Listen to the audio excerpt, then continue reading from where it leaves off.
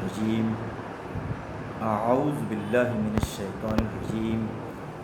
بسم اللہ الرحمن الرحیم خطبۃ حماسیۃ لعلی بن ابی طالب، یہ حضرت علی کا خطبہ ہے اور اس خطبے کا جو ٹائٹل ہے وہ خطبہ حماسیہ، یعنی جس میں انہوں نے بہادری کی بات کہی ہے،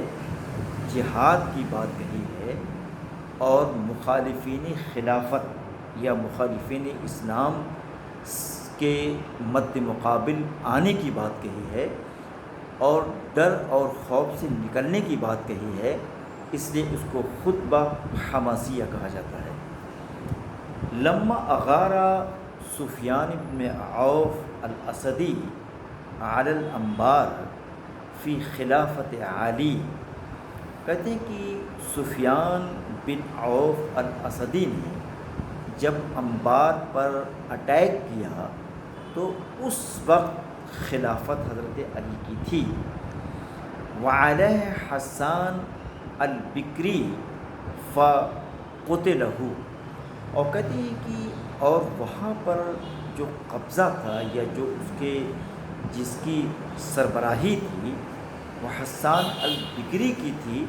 اور انہیں قتل کر دیا گیا۔ وَأَزَالَ تِلْكَ الْخَيْلَ عَنْ مَسَارِهَا، اور ان کے جو گھوڑے تھے اور انبار کی چراگاہوں میں چرتے تھے ان کو وہاں سے نکال کر باہر کر دیا گیا۔ فَخَرَجَ عَلِي حَتَّى جَلَسَ عَلَى بَابِ السِّدَّةِ فَحَمِدَ اللَّهَ وَأَثْنَى عَلَيْهِ ثُمَّ قَالَ، کہتے ہیں کہ جب یہ نوبت، یہ خبر حضرت علی کو ملی تو وہ سدہ، مقام سدہ کا جو دروازہ تھا وہاں پر جا کر بیٹھ گئے اور پھر وہاں پر جا کر اللہ کی تعریف کیا اور ان کی ثناخوانی بیان کی اور اس کے بعد ایک بہت ہی حکیمانہ قسم کا خطبہ دیا۔ اما بعد فإن الجہاد باب من ابواب الجنہ، سب سے پہلے بات انہوں نے یہ کہی کہ جو انسان جہاد میں حصہ لیتا ہے اسے یہ معلوم ہونا چاہیے کہ جہاد کی قدر و قیمت یہ ہے کہ جس طریقے سے جنت کے بہت دروازے ہیں انہی دروازوں میں سے ایک دروازہ جہاد بھی ہے، اور جب جہاد کی یہ اہمیت ہو تو اس کی اہمیت سے کوئی اعراض کرے اور جہاد کے لیے تیار نہ ہو، یہ ممکن نہیں ہے۔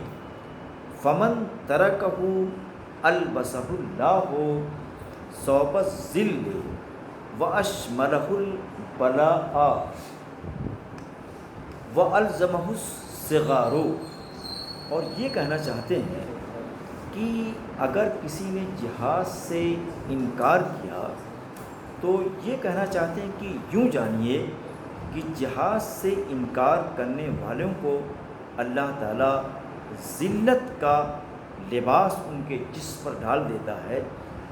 اور ان کی قسمت میں امتحان کو، مصیبتوں کو لکھ دیتا ہے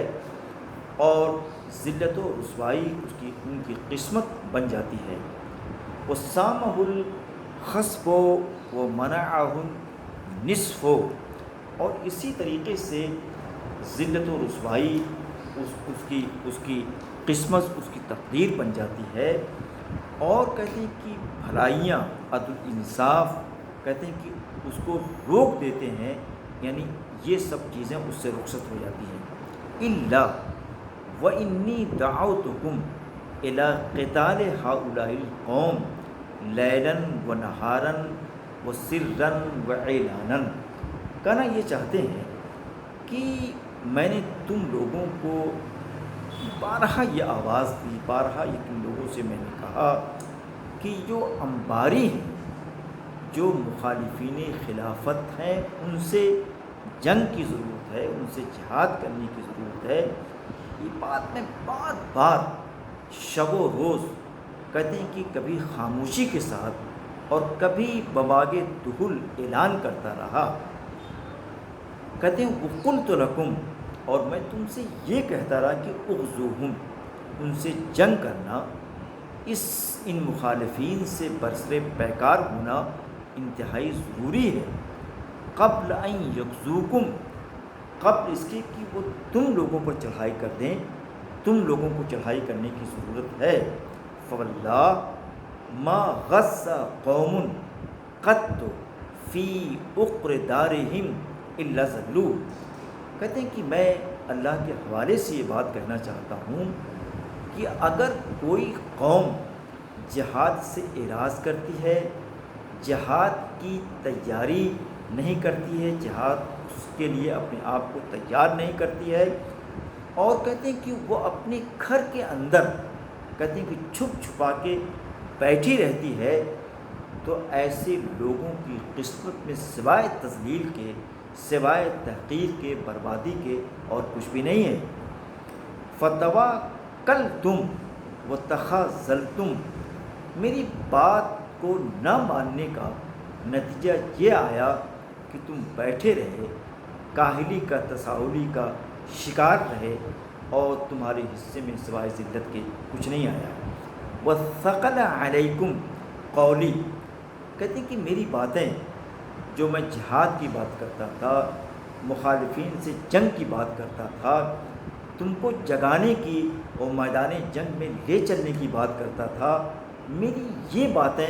تمہیں بڑی گراں گزرتی تھی، تمہارے لیے ایک مشقت کا اور ایک مصیبت کا سبب بن گئی تھیں۔ فاتخذتموہ، لیکن آج پھر میری یہ درخواست ہے کہ تم اس پر تیار ہو جاؤ، لیکن میری ان تمام درخواستوں کے باوجود، میری ان تمام تاکیدات کے باوجود، فاتخذتموہ فرآکم ظہریا حتی شنت علیکم الغارات، لیکن تم نے میری ان باتوں کو، جہاد کے سلسلے میں میرے ان حکیمانہ اقوال کو تم نے پس پش ڈال دیا، اور جس کا نتیجہ یہ ہوا کہ تم کو زبردست قسم کے حملوں سے، اٹیک سے تم کو سامنا کرنا پڑا۔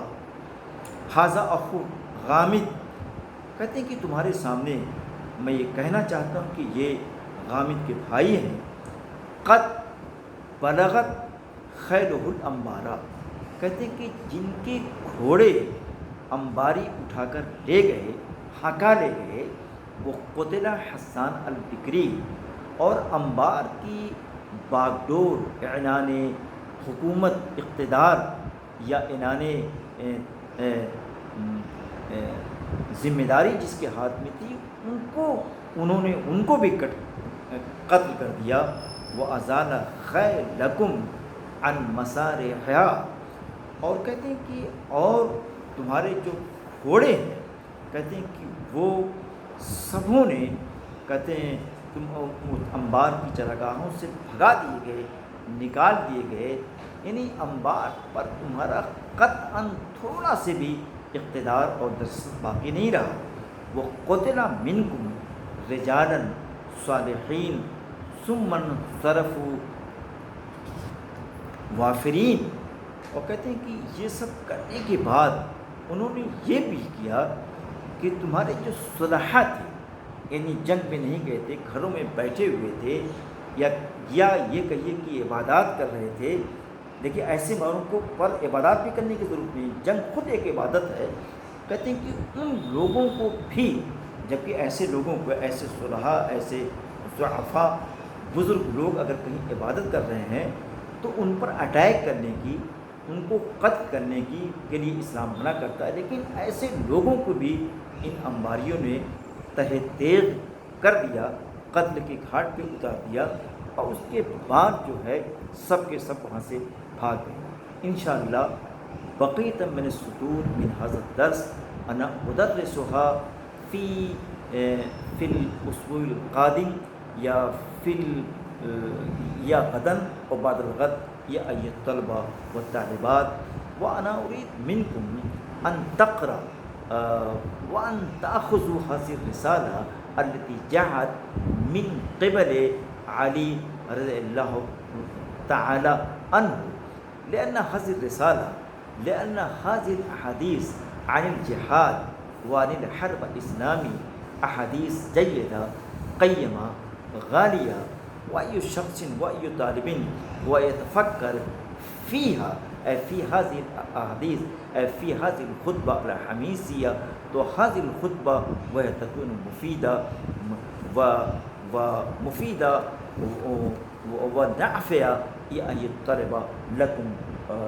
ولهذه الطالبات. شكرا جزيلا.